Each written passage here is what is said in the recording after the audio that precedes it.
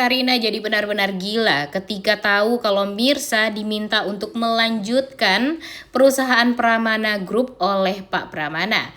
Selamat datang di YouTube channel Sinopsis Sinetron. Kali ini kita akan mengulas sinetron Wanita Istimewa yang tayang pada hari ini. Akhirnya Mirsa bisa dibebaskan karena pertolongan dari Pak Pramana yang berhasil menjebak Karina, dan akhirnya Karina pun juga memberikan bukti video CCTV kalau Mirsa itu sebenarnya tidak bersalah. Dan untung saja sebenarnya Mirsa masih sangat amat baik ya guys ya sama Karina, karena dia tidak melanjutkan gugatan ke ranah hukum gitu maksudnya, karena kan memang sebenarnya Karina yang menjebak dia dan Karina lah yang menculik Sarah waktu itu karena sakit hati. Untung saja di episode kali ini Mirsa nggak melakukan apa-apa. Dia lebih memilih untuk ya berbaik-baik dengan saudaranya, karena memang dia berpikir ya memang cuma itu yang bisa dia berikan kepada Pak Pramana ketika dia sudah dewasa sekarang. Dia tidak bisa merawat Pak Pramana, dia tidak begitu bisa untuk menjalani hari-hari yang jauh lebih lama lah dengan Pak Pramana, karena kan memang hidup dia hampir separuh hidup, lebih dari separuh hidup dia gitu maksudnya ya guys ya, bersama dengan Ibu Desi. Dan ya cuma itu cara agar Pak Pramana bisa bahagia, yaitu melihat kedua anaknya bisa akur. Karena memang itu yang diinginkan oleh Mirsa selama ini dan diinginkan oleh Pak Pramana. Cuma kan memang Karinanya yang benar-benar sakit hati sama Mirsa. Nah, karena luar biasanya kepercayaan Pak Pramana kepada Mirsa dan begitupun sebaliknya, membuat Pak Pramana jadi berpikir nih guys, kalau Pak Pramana ingin melanjutkan mengelola perusahaannya. Namun sayang sekali memang di sini Pak Pramana kondisinya sudah tidak memungkinkan lagi untuk melanjutkan perusahaan Pramana Group. Sehingga dia berpikir ya daripada Radit yang menjalani, dia juga masih belum percaya sepenuhnya sama Radit, ya sebaiknya sama Mirsa aja gitu. Walaupun memang akan banyak sekali penolakan. Pak Pramana sadar kalau keputusan dia agar Mirsa menjadi pimpinan di perusahaan Pramana Group ini pasti akan membuat Radit merasa ya tersaingi sekali lah. Dia merasa Mirsa itu tidak pantas untuk menggantikan posisinya Pak Pramana, karena otomatis memang posisinya Mirsa akan lebih tinggi daripada Radit, karena Radit merupakan anak kandung dari Pak Pramana. Pak Pramana melakukan itu karena memang dia masih ragu sama Radit. Apalagi jika perusahaan semuanya dipegang sama Radit, dikelola sama Radit, ya Radit aja berani untuk mencuri haknya Karina. Apalagi nanti kalau Radit sudah sah menjadi pimpinan di perusahaan tersebut. Sehingga Pak Pramana ya sekarang memang Pak Pramana nggak tahu Mirsa itu menikahnya mau sama siapa. Dia berpikir ya sebaiknya memang Mirsa sajalah yang melanjutkan perusahaan daripada mesti Radit. Karena dia nggak mau kalau Radit nantinya jadi culas gara-gara itu. Dan ya Mirsa awalnya cukup berat nih guys untuk menyetujui hal tersebut. Tapi karena dimintai kepercayaan sekali oleh sang ayah, akhirnya Mirsa mau dan dia mau belajar juga. Sebenarnya Mirsa ini tuh berkompeten banget ya guys ya untuk bisa menjadi pimpinan. Cuma ya memang karena dia bisa dibilang tidak kuliah tinggi, kemudian dia juga hidupnya hampir 10 tahun itu tidak bahagia ya. Jadinya ya sayang sekali gitu, 10 tahun yang sia-sia, jadinya dia tidak bisa kuliah, tidak bisa fokus untuk mengejar cita-cita. Bahkan pekerjaan yang cocok untuk dia itu waktu itu ya cuma sebagai sebagai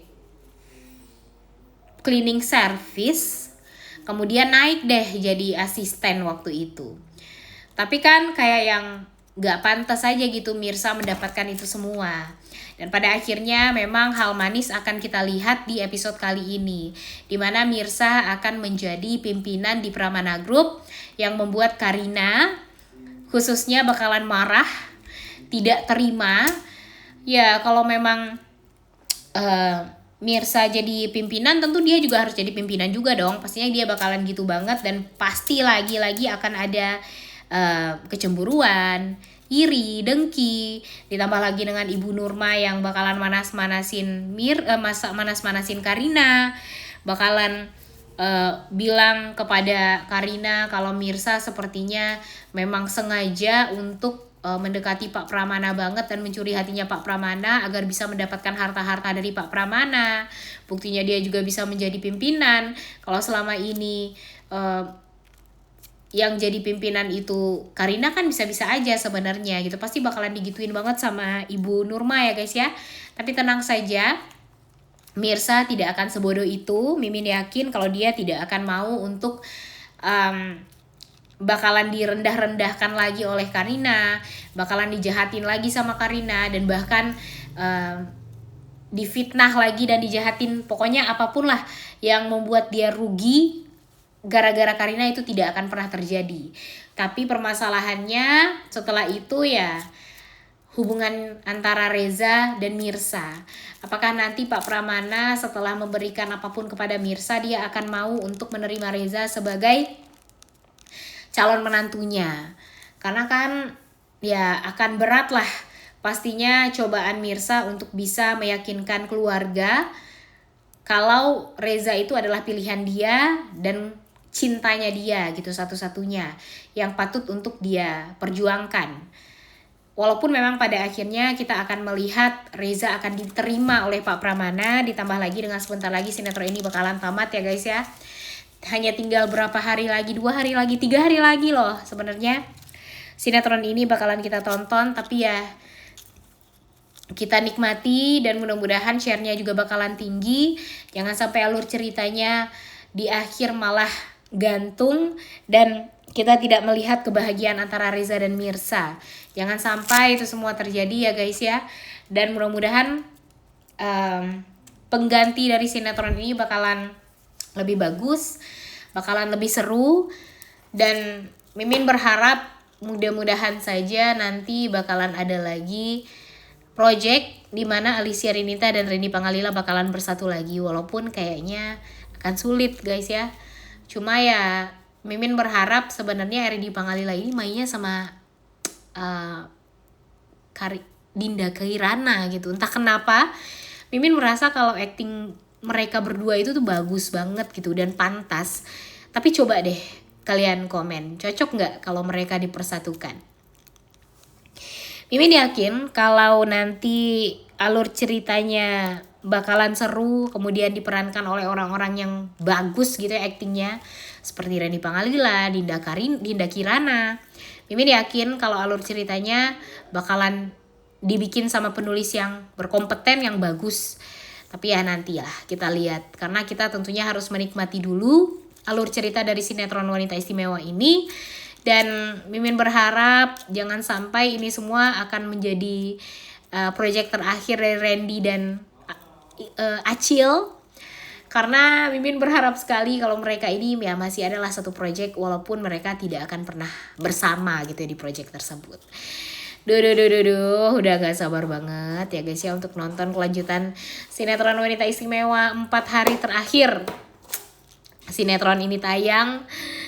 Apakah penggantinya bakalan bagus atau bakalan cepet tamat nih penggantinya, dan SCTV bakalan menyesal karena sudah cut sinetron Wanita Istimewa ini?